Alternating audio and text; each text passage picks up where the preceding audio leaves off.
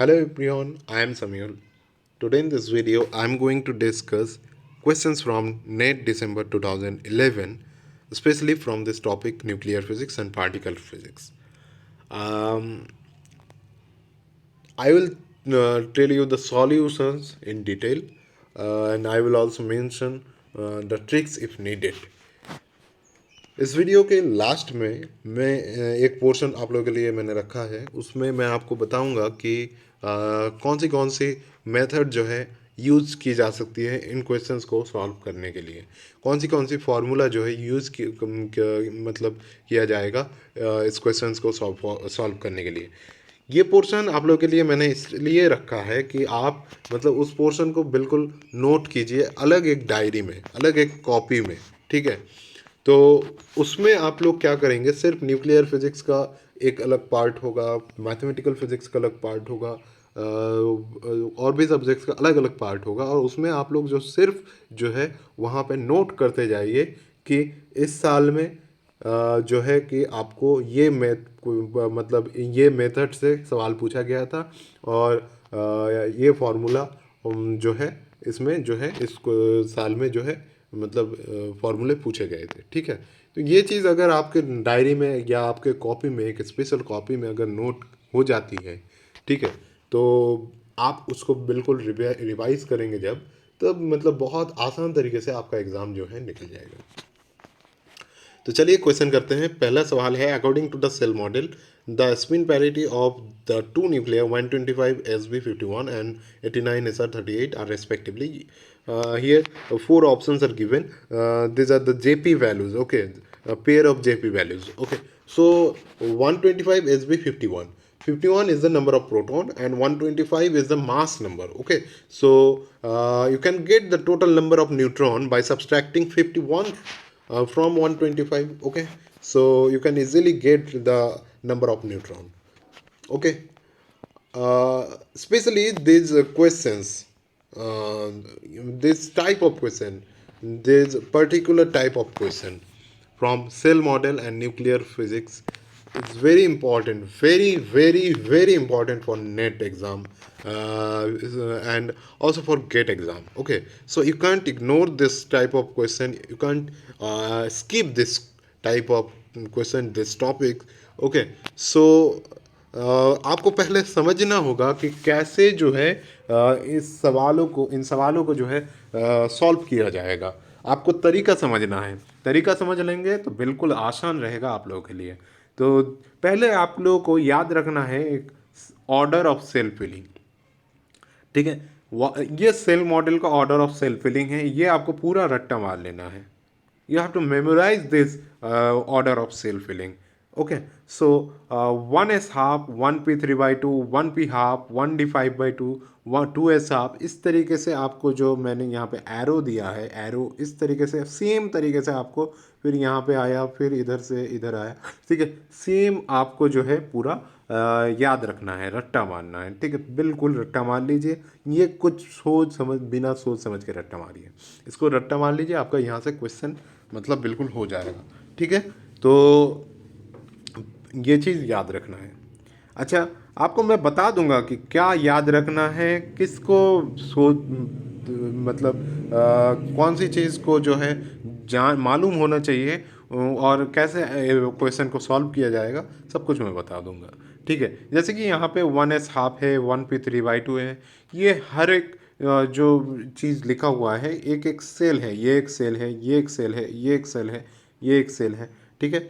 तो हर एक सेल में जो है नंबर क्या क्या मतलब एकोमोडेट करते हैं हम लोग, प्रोटॉन एकोमोडेट करते हैं या न्यूट्रॉन एकोमोडेट करते हैं।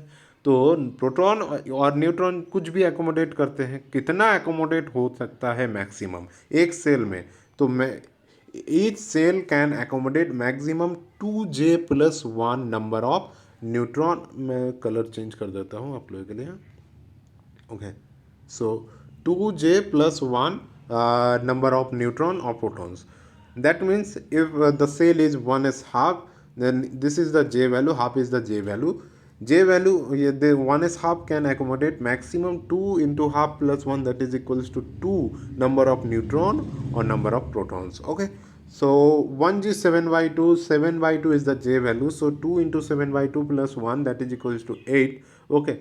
So this cell can accommodate maximum 8 number of neutron or protons. Okay. So you have to memorize this, and you have to know this maximum accommodation. Okay.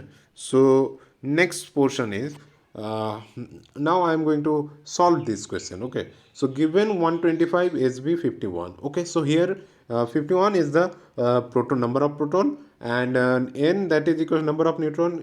You can get 125 minus 51, that is 74. Okay. So this is odd even type nuclei. So this is odd number and this is even number. So this is odd even type nuclei. Therefore for finding the jp value we have to consider only the odd one. आपको जो है कि यहाँ पे सिर्फ odd even nuclei के लिए odd nuclei जो होगा, ऑड नंबर जो होगा, उसी को ही जो है कंसीडर करना होगा. यहाँ पे जैसे कि प्रोटॉन का नंबर जो है ऑड है, आपको प्रोटॉन को कंसीडर करना है. कहीं पे अगर न्यूट्रॉन का नंबर ऑड रहता तो न्यूट्रॉन को कंसीडर करना होता आपको. ठीक है. हो मतलब न्यूक्लियाई हो सकता है, ऑड ऑड न्यूक्लियाई भी हो सकता है, ऑड इवन न्यूक्लियाई हो सकता है, इवन ऑड न्यूक्लियाई हो सकता है, इवन इवन न्यूक्लियाई हो सकता है. हर एक केस के लिए हर एक तरीका होता है आंसर निकालने का. ठीक है. तो ये इस केस के लिए आपको क्या कैसे आंसर निकालना है मैं आपको बता रहा हूँ. चलिए देखिए. तो ये आपको ऑर्डर ऑफ सेल फिलिंग यहाँ पे मैंने आपको बताया था. देखिए यहाँ पे पूरा मैंने आपको ऑर्डर ऑफ सेल फिलिंग बताया है. अभी जो है ऑर्डर ऑफ सेल फिलिंग आप यहाँ पे लिखिए 1s half, 1p 3/2, 1p half, इस तरीके से लिखिए. ठीक है. तो आपके पास जे यहाँ पे प्रोटॉन की वैल्यू कितनी है, जिसको जिस नंबर को आपको कंसीडर करना है वो कितना है, 51 है. ठीक है. चलिए आपको क्या बताया, और एक चीज़ कि आपको एक और चीज़ बताया है मैंने कि एकोमोडेशन नंबर कैसे आपको फाइंड करना है, 2j+1.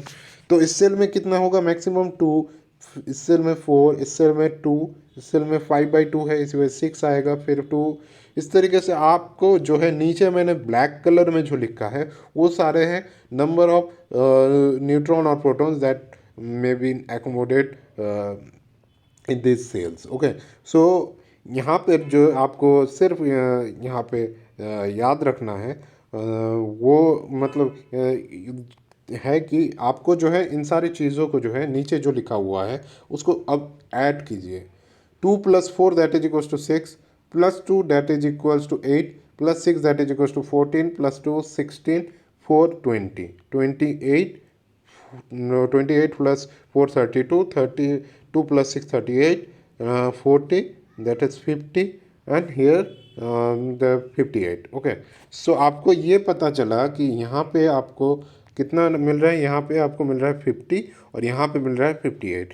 आपका नंबर क्या है, 51 है. यानी आपका लास्ट प्रोटॉन किस सेल में रह रहा है, आपका लास्ट प्रोटॉन रह रहा है 1g7/2 पे रह रहा है, क्योंकि यहाँ तक कितना है 50 है, लेकिन आपके पास है 51. लास्ट आउटर मोस्ट सेल कौन सा है आपका, 1g7/2. ठीक है. तो आपका पास जो आउटर मोस्ट सेल मिला आपको वो है 1g7/2. आपके लिए जे वैल्यू इसका क्या है, 7/2. तो जे वैल्यू आपको मिल गया 7/2. आपको क्या निकालना है, जे पी वैल्यू. यानी यहाँ पे हुआ जी की वैल्यू क्या है, जी के लिए एल की वैल्यू होगी आपके 4, एस इक्वल्स टू 0, एस के लिए SPDFG, एस के लिए 0 होता है, पी के लिए 1 होता है. इस तरीके से जी के लिए आपको एल की वैल्यू जो मिलेगी वो है 4. तो पैरिटी आप निकालते हैं इस तरीके से, P that is equals to -1 whole to the power L that is equals to, आपको यहाँ पे -1 whole to the power 4 that is equals to +1 मिलेगा. यानी आपको क्या पैरिटी मिला, प्लस पैरिटी मिला. तो spin parity for this nuclei specially that is 7/2 plus आपको क्या निकालना है, जे, और ऊपर लिखा रहता है पैरिटी. जे की वैल्यू है 7/2 और पैरिटी प्लस मिला तो प्लस लिख दिया, तो 7/2 प्लस मिला आपको. ठीक है. आपको एक और न्यूक्लियाई पूछा गया है 89SR38. ओके. तो चलिए 89SR38 का देख लेते हैं हम लोग कि 89SR38 के लिए आपको नंबर ऑफ प्रोटॉन कितना मिला, 38. नंबर ऑफ न्यूट्रॉन क्या है, 89 minus 38 that is equal to 51। अभी भी आपको जो नंबर मिला ये भी ऑड इवन न्यूक्लियाई है, इवन ऑड न्यूक्लियाई है। तो आपको क्या किसको कंसीडर करना है? ऑड नंबर जो है उसको कंसीडर करना है। तो कौन सा नंबर को कंसीडर करना है? 51 को कंसीडर करना है। तो 51 को आपने अभी किया तो आपको मिला जेपी वैल्यू 7/2 प्लस। तो इसके लिए भी आपको 89 ऐसा 38 के लिए भी जेपी वैल्यू आपको क्या मिला? 7/2 प्लस। आंसर कौन सा करेक्ट है देखिए। तो आप देख सकते हो कि यहाँ पे ऑप्शन डी जो है सही आंसर है। ठीक है, तो बिल्कुल ये आंसर निकल गया। तो आपको क्या याद रखना है इसमें? ऑर्डर ऑफ सेल फिलिंग याद रखना है। एक चीज़ याद रखना है कि कितना एकोमोडेशन होता है हर एक सेल में। दूसरी बात ये याद रखना है ऑड इवन न्यूक्लियर के लिए क्या चीज़ आपको कंसीडर करना है? ऑड नंबर कंसीडर करना है। अच्छा, और उसके वजह बाद आउटर मोस्ट सेल की जेव की वैल्यू क्या होती है वो निकालनी है। और आपको उस आउटर मोस्ट सेल के लिए एल की वैल्यू क्या होती है वो निकालना है, उससे आपको पैरिटी मिल जाएगा। इस तरीके से आप जे की वैल्यू निकाल सकते हो। ठीक है, चलिए इस क्वेश्चन को हमने कर लिया। दूसरा क्वेश्चन देखते हैं। The difference in the coulomb energy between the mirror nuclei 49 CR 24 and 49 25 MN is 6 MeV। यहाँ पे कूलम एनर्जी का डिफरेंस जो आपको दिया हुआ है इन दो मिरर न्यूक्लियाई में वो है 6 MeV। Assuming the nuclei have spherically symmetric charge distribution and that E square is approximately 1.0 MeV Fermi, so the radius of 49 Mn 25 nucleus is। ठीक है, तो आपको इस न्यूक्लियाई का रेडियस निकालना है। ठीक है, आपको दिया हुआ है कि कूलम एनर्जी का डिफरेंस दिया हुआ है। दूसरी बात आपको ई स्क्वायर की वैल्यू बताया गया है 1 MeV फर्मी, 1 MeV फर्मी, और 6 MeV आपको ई डेल्टा ई सी दिया हुआ है मिरर न्यूक्लियाई के लिए। कूलम एनर्जी मिरर न्यूक्लियाई के लिए आपको coulomb energy difference mirror nuclei के लिए ही आपको पूछा जाएगा। ठीक है, तो चलिए देखते हैं। यहाँ पे आपको डेल्टा ई सी का फॉर्मूला जो है याद रखना है, वो है delta E C that is equals to A C A to the power 2/3। Okay, जहाँ पे ए सी की वैल्यू है that is equals to 3/5 into 1/4 E square by R naught. और यहाँ पे आर नॉट की वैल्यू आप यहाँ इस इक्वेशन से निकाल सकते हो। R that is equals to R naught A to the power 1/3। ये रेडियस का फॉर्मूला हो गया, ये ए सी का फॉर्मूला हो गया, ये डेल्टा ए सी का फॉर्मूला हो गया। तीनों फार्मूला को यूज़ करके ही आप इस सवाल का आंसर निकाल पाओगे। ठीक है, तो डेल्टा ई सी आपको दिया हुआ है क्या? आपके पास है delta E C that is equals to A C A to the power 2/3। चलिए पुट कीजिए यहाँ पे। ए की वैल्यू क्या दिया हुआ है? ए की वैल्यू दिया है 49। ओके, तो 49 is the mass number. So 6 MeV यहाँ पर लिख दिया, फिर ए सी और 49 टू द पावर 2/3। तो a C that is equals to 6 MeV into 49 to the power -2/3 हो जाएगा। ये चीज़ आप इस तरफ ला रहे हो तो ये माइनस पे आ जाएगा। अच्छा, चलिए ए सी की फार्मूला क्या है? 3/5 into 1/4πε0 e square by R nought. तो आपको that is equals to this one. ठीक है, अब यहाँ पर भी जो है आप फार्मूला पुट कीजिए। 1/4πε0 की वैल्यू एस आई में कितनी होती है? 1 होती है, तो 1 लिख दीजिए उसको। और ई स्क्वायर की वैल्यू आपको क्या दिया हुआ है? 1 MeV फर्मी दिया हुआ है। और आपको निकालना है रेडियस। यहाँ पे आर नॉट आप निकालेंगे। आर नॉट की वैल्यू क्या मिलेगी आपको? 3/5 1 MeV fermi divided by 6 MeV into 49 to the power -2/3। यहाँ तक आपको मिल चुका है। तो आर नॉट की वैल्यू आपको मिल चुका है। अभी आर रेडियस क्या है? Radius that is equal to R that is equal to R naught A to the power 1/3। R naught की वैल्यू पुट कर दीजिए and A to the power 1/3 भी पुट कर दीजिए। तो आपको क्या मिला है? 3/5 1 MeV fermi 6 MeV fermi, MeV cancel out. Okay, so यहाँ पे ऊपर क्या रहा? फर्मी रहा। ठीक है, तो ऊपर एक और चीज़ है 49 टू द पावर -2/3 है, ऊपर जाएगा तो 49 टू द पावर 2/3 हो जाएगा। ठीक है, तो आपको टोटल में क्या मिलेगा? 49 मिलेगा, क्योंकि वो 49 टू द पावर 1/3 पहले से भी है। तो 49 मिला और नीचे मिला 6। तो आप इसको सॉल्व करेंगे तो आपको क्या मिलेगा? 4.9 fermi that is equal to 4.9 into 10 to the power -15 metre. तो आपका कौन सा ऑप्शन सही है? ऑप्शन देख लीजिए। यहाँ पे देखिए ऑप्शन 4.9 इंटू 10⁻13 मीटर है, या नहीं होगा 4.9 इंटू 10⁻15 मीटर, यानी ऑप्शन बी जो है आपका सही आंसर है। तो आप देख सकते हो कितनी आसानी से आपको अगर फॉर्मूला पता रहे तो और मेथड पता रहे कि कैसे करना है, तो आप बिल्कुल मतलब आसानी से इन सवालों को कर सकते हो। तो चलिए यहाँ पे लास्ट में हम लोग देखेंगे कि हम यहाँ पे इस वीडियो में क्या क्या हम लोगों ने जो है सीखा है, क्या क्या हम लोगों को मतलब जानने को मिला है। एक चीज़ मिला है कि ऑर्डर ऑफ सेल फिलिंग, यानी आपको सेल मॉडल का ऑर्डर ऑफ सेल फिलिंग पता हो गया। अब इस ऑर्डर ऑफ सेल फिलिंग को आप अगर याद रख लेते हो तो आपका जो है यहाँ से आधा सवाल आप कर मतलब वो याद रहना का मतलब है आप 90% सवाल कर चुके हो। ठीक है, तो बाकी जो है maximum num accommodation in a particular shell that is equal to 2j+1, ये भी मैंने आपको बताया।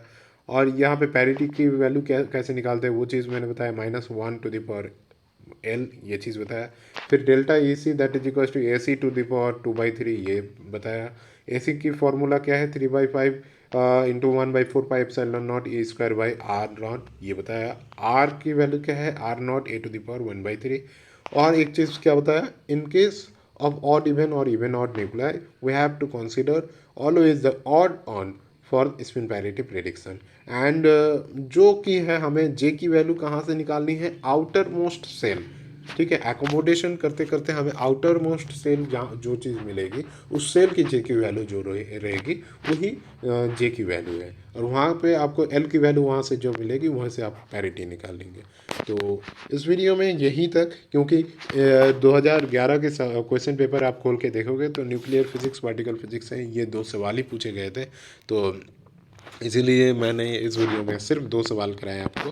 ठीक है, तो आने वाले वीडियो में मैं आपको और भी मतलब और सब्जेक्ट्स हैं जैसे कि मैथमेटिकल फिजिक्स है, इलेक्ट्रॉनिक्स है, EMT है, ठीक है, जितने भी सारे सब क्वांटम है, तो उन सारे सब्जेक्ट्स का इस तरीके से सेम तरीके से आपको वीडियो यहाँ पे बना के आपको मतलब आपके सामने लाऊंगा।